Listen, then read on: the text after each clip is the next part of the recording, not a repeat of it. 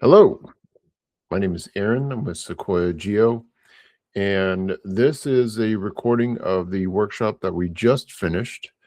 Actually, had our workshop, took about 45 minutes or so. Had the recording going during the workshop, and then about 15 minutes in, everything crashed. So I'm going to re-record this workshop so I can upload it to YouTube so you can access it now. I'm going to go ahead and share my screen, and we're going to flip through this pretty quickly. There's no one here other than us, so no questions or anything else. It's just gonna jump through this pretty quick. So 5-star factory. Today we're going over this workshop to help you create a review engine for your business, because reviews are critical in terms of trust, not just for potential customers, but also for Google and other AI agents out there. So, and then at the end, I'm actually going to be asking you for a review.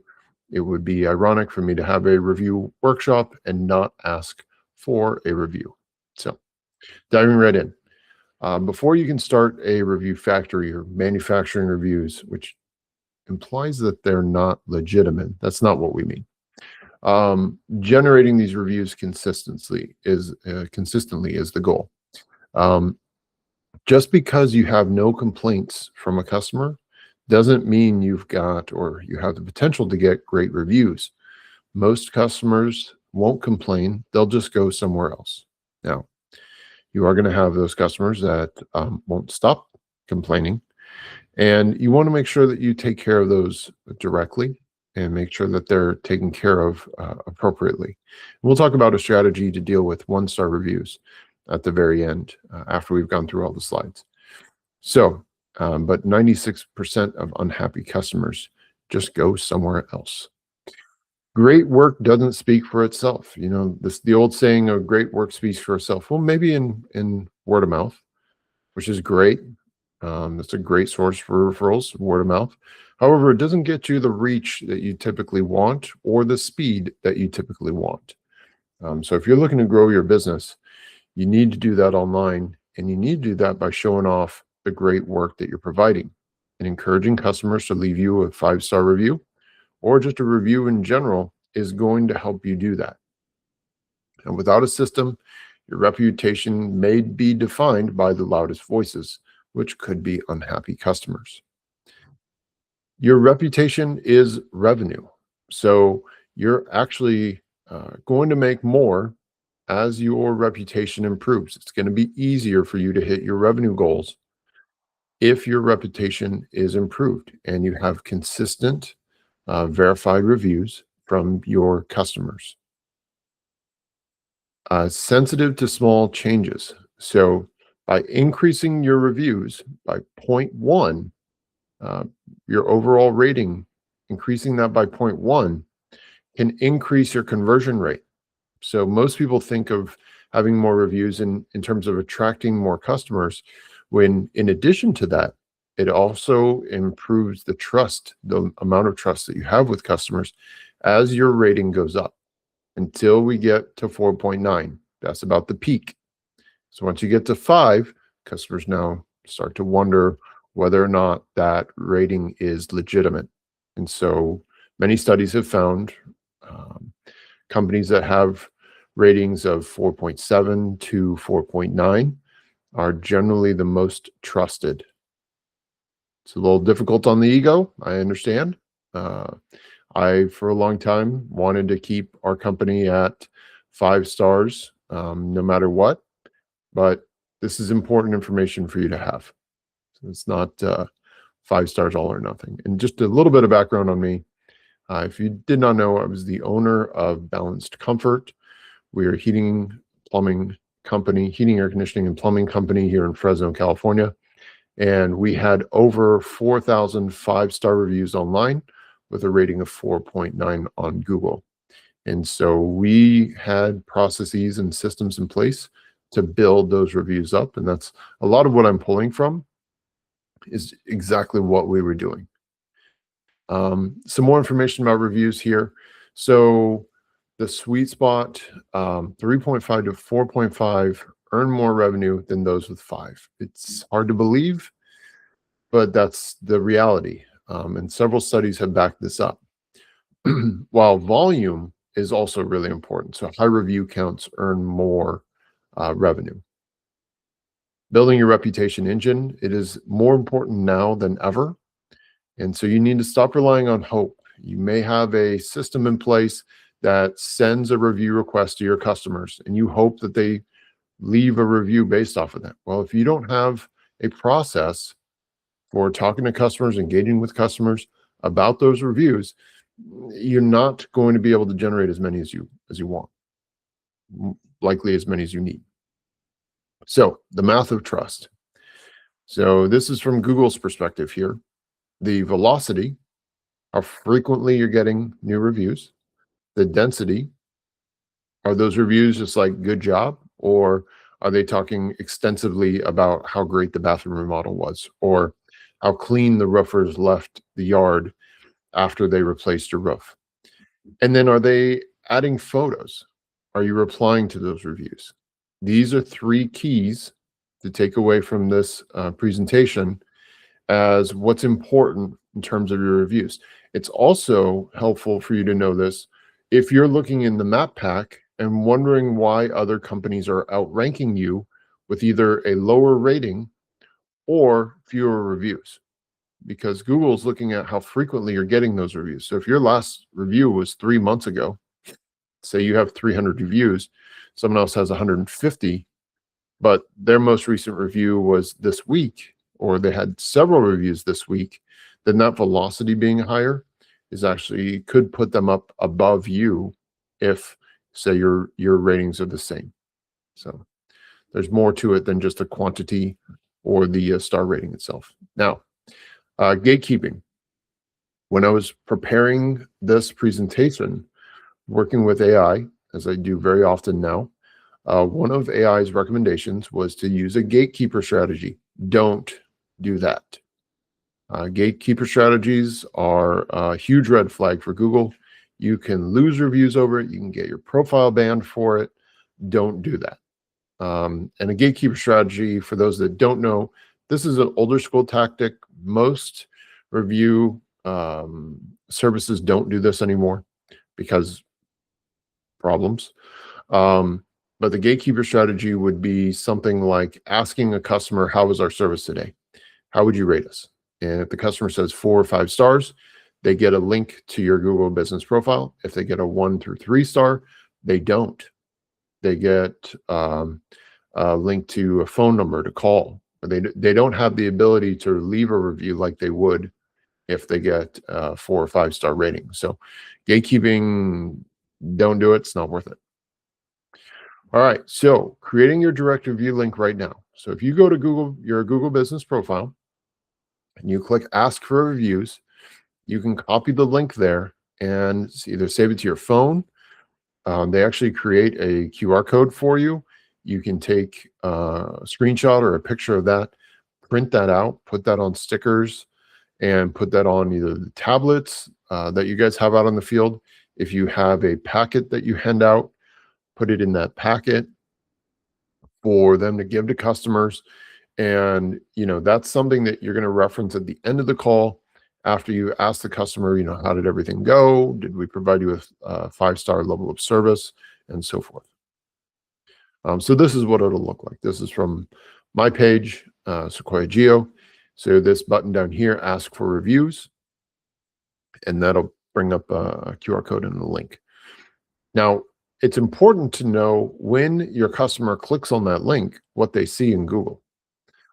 They're going to give the option to leave a number of stars here. They're going to be able to type in details about what happened.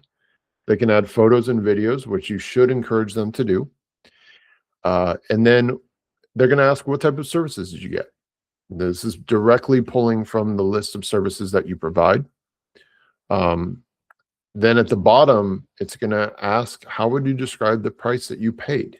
And so if you've provided the value that the customer expected, you did a great job from start to finish, then it's more likely you're going to get that high rating. Have that conversation with the customer. Be aware of kind of where they're at, check in with them. and see, is this a good idea to send them to a review? And that's some of the areas where kind of the automated systems can fall short. So if it's just simply a completed job is what triggers a review link, you need to make sure that customer is satisfied before that happens. In some cases, you may not be in control of that. Okay. So CSR scripting. So from the very beginning, you know that you're providing a high level of service.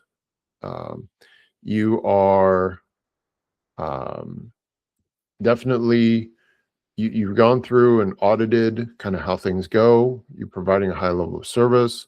You want to make sure that that is well represented online. And so at the very beginning, you start with the CSR, letting customers know we're going to ask you for a review. And this can be on a maintenance call. I don't think it matters what type of call you're running. It could be on an inspection, it could be on a sales call. Um, it really doesn't make much of a difference. You want to provide a 5-star level of service every single time, regardless of whether the customer makes a purchase from you or not, because there's an opportunity there for you to get a 5-star. There could be situations where the customer's refinancing. So they want to buy a new roof, but they're going to refinance and they're 45 to 60 days out from being able to do anything. But the value that you provided during that sales call or during that roof inspection may be to the point where you earned a 5-star review. You don't know until you ask. And you're missing out on reviews right now because you think it's tied to the only time that you actually sell something. That I don't think that's the case. So, so glad we could get that scheduled for you. Technician Mike's amazing. He's going to ask you for a 5-star review. Okay. Working with the technician. So now we need to make sure we're training the CSR for letting customers know the review request is coming, and training the technicians to ask, how did everything go? Did I earn a 5-star review today? Not would you give me one? Did I earn one? And then having them send that review link to the customer while they're on site. Now they could be in the truck wrapping things up, or they could be up in the attic packing up their things, but getting that review link in the hands of the customer while you're on site was critical to our ability to earn the number of reviews that we ended up with. And lastly, the safety net. So having someone make those happy calls the day after. So the appointment happens, everything's great. Customer says, yes, I'll leave you a 5-star review. Having this in place is not only great for your reviews, it's also extremely beneficial from a sales standpoint.